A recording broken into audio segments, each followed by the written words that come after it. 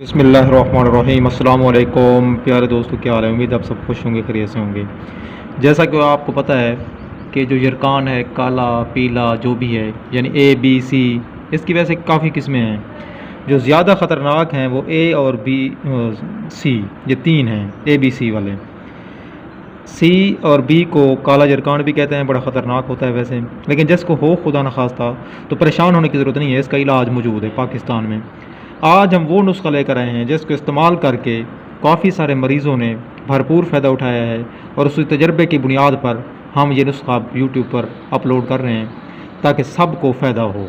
आप इसको इस्तेमाल करेंगे इंशाअल्लाह बड़ा फ़ायदा भी होगा, और आपको बहुत जो है ना इसमें से क्या कहते हैं उसको शिफा मिलेगी इंशाअल्लाह। अल्लाह ताला आपको शिफा अता फरमाएंगे जिनको ये बीमारी है। वैसे भी इसको थोड़ा थोड़ा इस्तेमाल करते हैं, कोई इसका नुकसान नहीं है।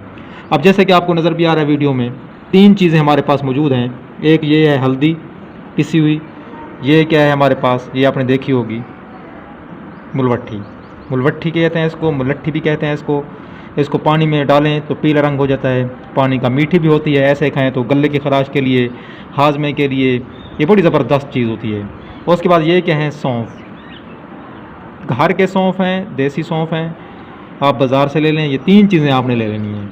अब करना क्या है, इस्तेमाल कैसे करना है, बिल्कुल आसान सा तरीका है। इन तीनों चीज़ों को ले लें। फ़र्ज़ कि आप 100 ग्राम इसके ले रहे हैं सौंफ के, तो 100 ग्राम मुलवट्ठी ले लें, और 100 ग्राम आप क्या ले लें, हल्दी ले लें। ये तो घर की चीज़ें हैं ना, मुलवट्ठी बस बाज़ार से लेनी पड़ेगी, वो भी इतनी महंगी नहीं होती।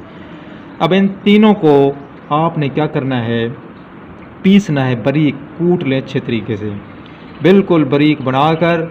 उसके बाद आधी चम्मच सुबह दोपहर शाम खाने के बाद आपने इस्तेमाल करनी है, खाना खाने के आधे घंटे के बाद इस्तेमाल करनी है।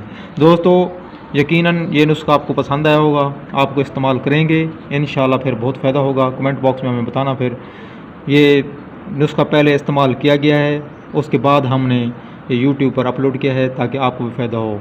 हम वो चीज़ें शेयर करते हैं जो फ़ायदेमंद होती हैं और तजर्बा शुदा यानी तहकीक शुदा होती हैं, ऐसे फरलू चीज़ें नहीं होती।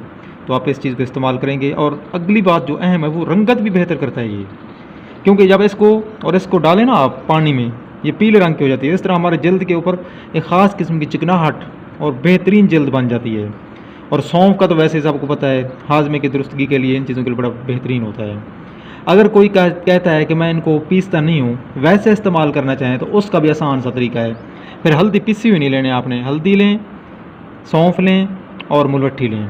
इन तीनों को ले लें, छोटी छोटी लकड़ियाँ ले लें हल्दी और मुलवट्ठी की बराबर, और 1 चम्मच सौंफ ले लें। इसको पानी में भिगो के रख दें, बल्कि आप इसको हल्का सा गर्म कर लें, फिर इसको रख दें। फ्रिज में नहीं रखना, और नीम जो है ना गर्म करके इसको फिर रख दें। रखने के बाद 3 घंटे के बाद आप इसका इस्तेमाल करें। फ्रिज में नहीं रखना, ताज़ा हो, ये ठंडा ज़्यादा ना हो। सुबह दोपहर शाम आप एक एक प्याली इस्तेमाल करें। इस तरीके से भी आप इस्तेमाल कर सकते हैं, किसी भी तरीके से इस्तेमाल करें, इस्तेमाल लाजमी करें भरपूर फ़ायदे के लिए।